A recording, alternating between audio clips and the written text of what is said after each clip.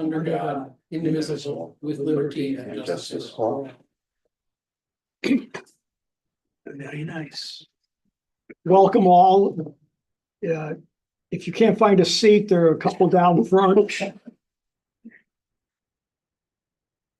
Just for the record, I want to announce that council members Cunningham, Beagle, and Solomon won't be joining us this evening. That Ms. Cunningham is out of the country. Mr. Fiegel, I believe, is in Tennessee on business, and Mr. Solomon was busy packing a truck for with supplies to go to North Carolina. They all send their regrets, and hopefully we'll get through in record amount of time. First item of business on the agenda is approval of minutes, regular meeting of September 24th, 2024. Put the agenda first. Oh, pardon me. I make a motion to adopt the agenda for tonight. Is there a second? Second. Is there any discussion? I don't know. If not, those in favor of adopting the agenda as presented, please signify by saying aye. Aye. Aye. Opposed, nay? So carried. Now, approval of the minutes. So moved. Second. Tag team effect over here. There's a motion with 2 seconds. Is there any discussion, any changes, any additions or alterations to the minutes? If not, those in favor of accepting the minutes as presented signify by saying aye. Aye. Aye. Opposed, nay? Adopted. Carried. Public remarks. Okay. Is there anyone who would wish to make public remarks or comments at this time? Hearing none, we shall move on to item 5, presentations. You have no presentations. Thank you. Item 6, bids and contracts. Contracts or bids this evening as well. Thank you. Item 7, resolutions, ordinances, policies, and proclamations. Again, none of those. Agenda item 8, continued business, subcommittee reports and updates. None from appointments tonight. A brief update from the Field Use Committee. We are still looking at the plans for the area behind Memorial School. Those are getting updated now. So hopefully we'll have some information to present to the town and to the council soon. Thank you. Is there anyone else? Not moving on, new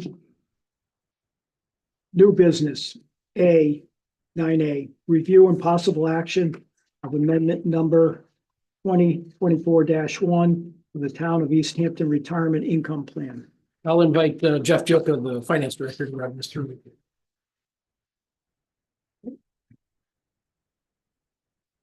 So in front of you, you have a plan amendment that's being proposed. The changes are highlighted.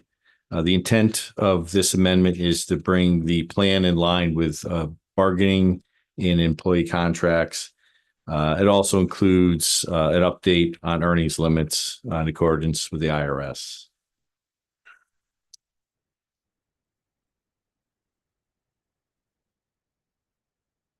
Is there any, do any of our people reach the maximum that's in here, No, which is 290,000? right, yeah. Or No one. 80,000? Are there any questions or discussion? I'd entertain a motion to, I make a motion that we approve the amendment Your turn. 2024-1 to the town retirement plan document. is there a second? Second. You get the next. Is there any discussion, any questions? You have our high-powered talent here to answer these. Hearing none, those in favor of adopting the amendment to the retirement plan, please signify by saying aye. Aye. Opposed, nay. Ayes have it. Thank you. Adopted.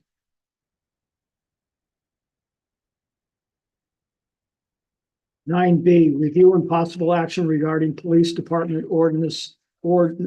policies and ordinances, orders. Sub 1, General Order 5.23, use of body worn and camera and dashboard cameras. And B, item 2, General Order 5.27, investigation and reporting of hate crimes statewide policy. Again, as usual, I'll invite the chief to come up and talk to you rather about those. Good evening. As the town manager indicated, the two policies of the body worn camera policy is an existing general order, which was needed to be modified very briefly. There's a couple lines in there in red that basically say, once the camera is started and the interaction with the public is ongoing, that the body cameras stay recording until that's completed. It was just a very minor addition to our existing general order. And that was a result of Public Act 24-15 that required police officers to leave the camera recording during that entire interaction. The second one is a brand new general order. It's a statewide policy that dealt with hate crimes and specifically reporting them. The state came up with a standardized form that if we are unfortunate enough to have an incident that was to the level of reporting a hate crime, that there's a standardized form to report to the state police, which will tabulate for the entire state how many hate crimes we have. And every year we have to report how many we had, just like we have to do on a lot of things. But that is a brand new policy, and basically the policy that you have before you is basically just taking the statewide model policy and converting it to our general order system. Just a question, how many reportable hate crimes do we have in this community in a year? So I've been here a little over 6.5 years, and thankfully we've had none. So. Are there any questions of the chief? If not, I will entertain a motion to adopt the, Motion that we adopt both General Order 5.23 and General Order 5.27 as presented. so second, I'll second that. motion made and seconded. Any discussion, any further discussion? If not, those in favor signify by saying aye. Aye. Opposed, nay. Adopted. Thank you. Thank you, chief.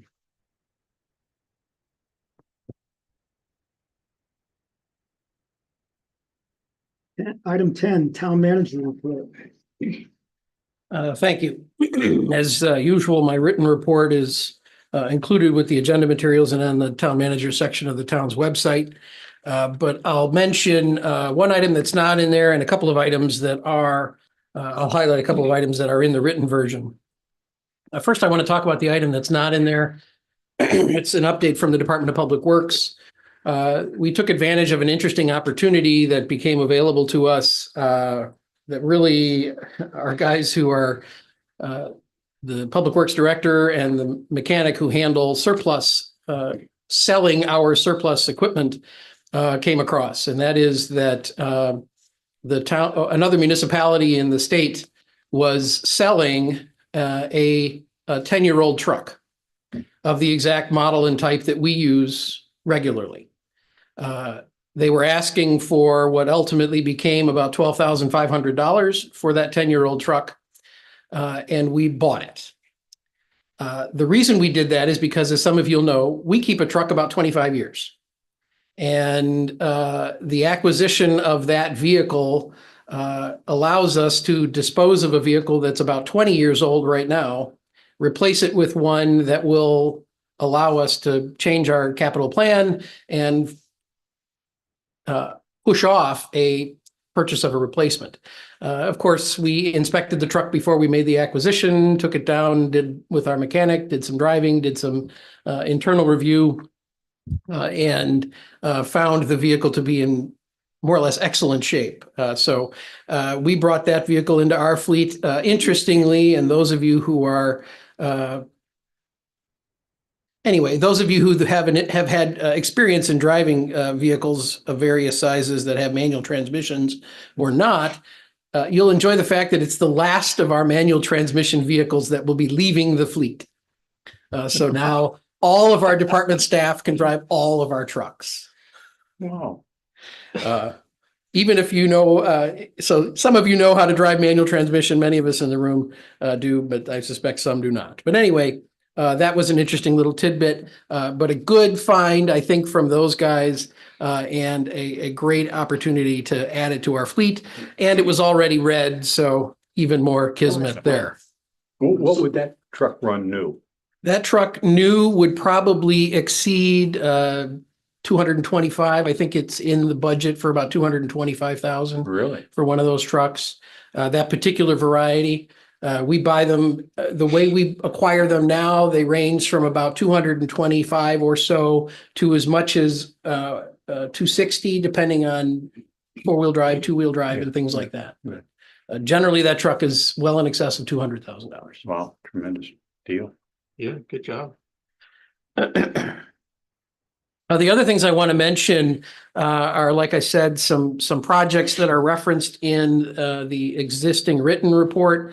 I'll note that the Village Center project, which will remind you is a pedestrian safety and streetscaping project in the Village Center that are fortunate to have a couple of grants for that hopefully will cover most of that cost. That project is back on the street. Recall, this is one that the council rejected a bid for earlier in the year because it was too expensive. So we're putting it back on the street now this winter for construction in the spring. We anticipate getting good response on November 15 when those bids are due.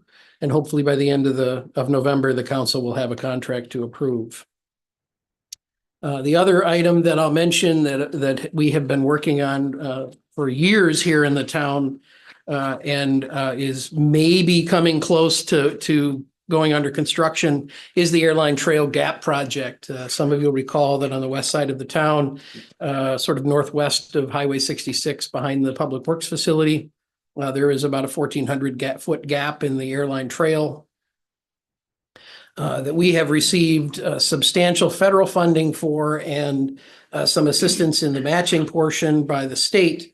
That project is moving along slowly, but is moving along. The State Department of Transportation has finished its environmental review for the project and has given the go-ahead for us to go ahead and finalize the design and move it towards bidding. So the staff will be meeting with those folks this week, the folks from DOT and from the Trails program.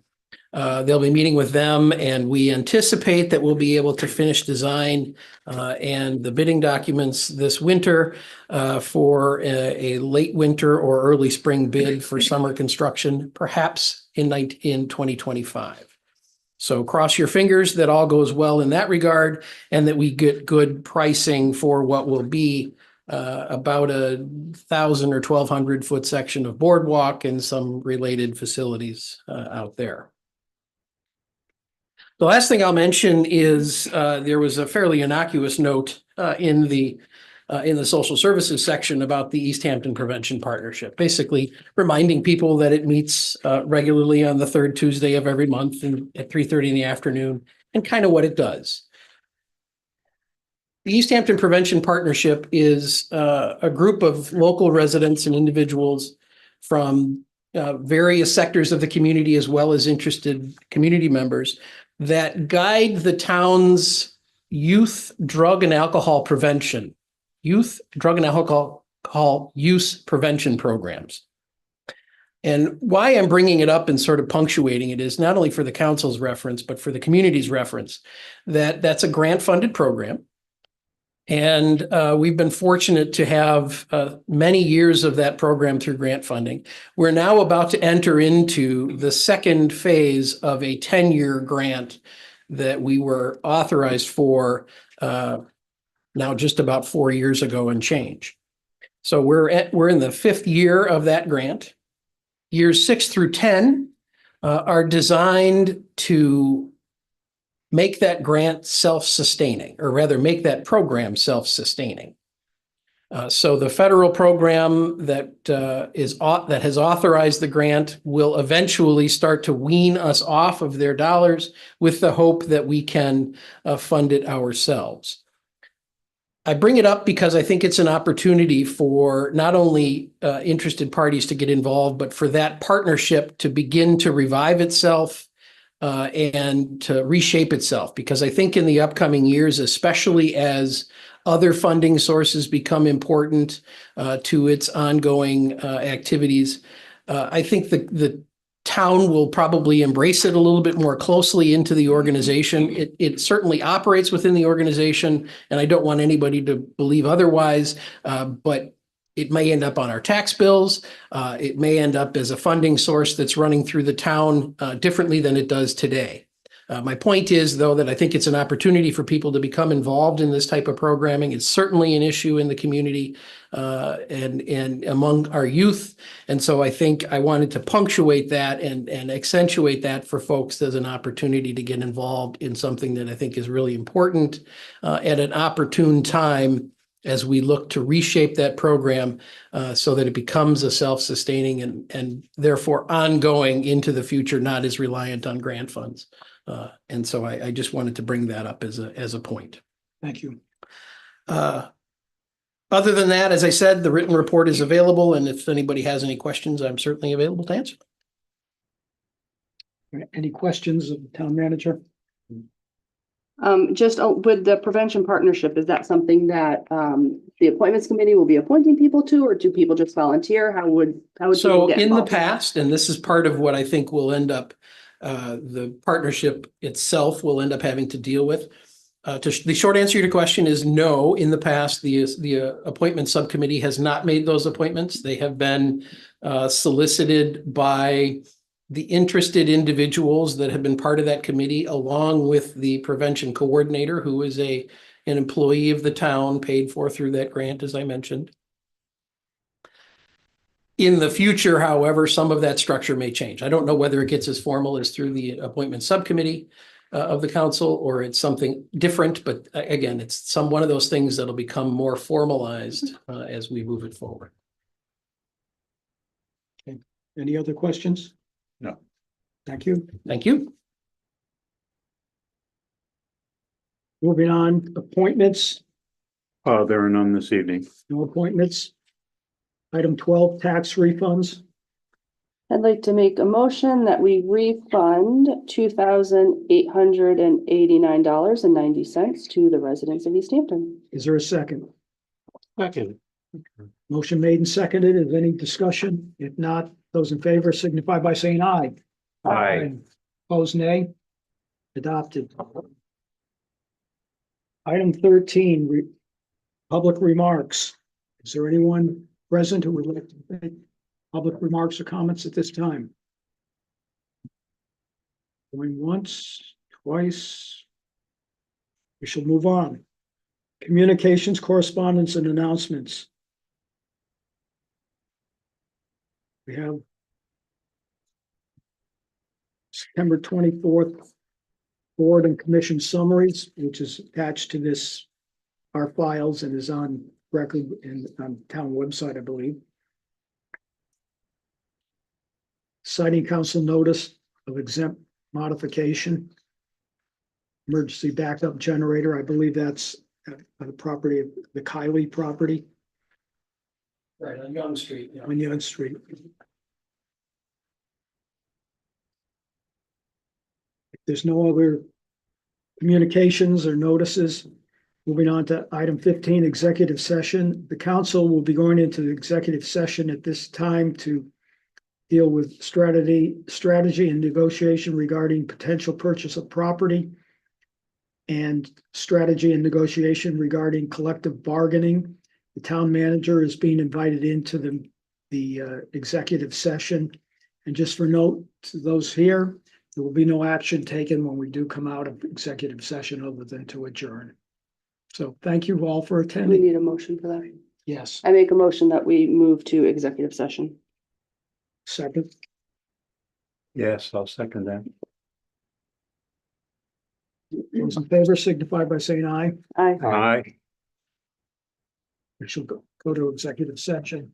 The second floor. Good night, Gene and Bill. Good night now. Good night, Karen Good and night. Harry. Good night. Thank you. Thank you.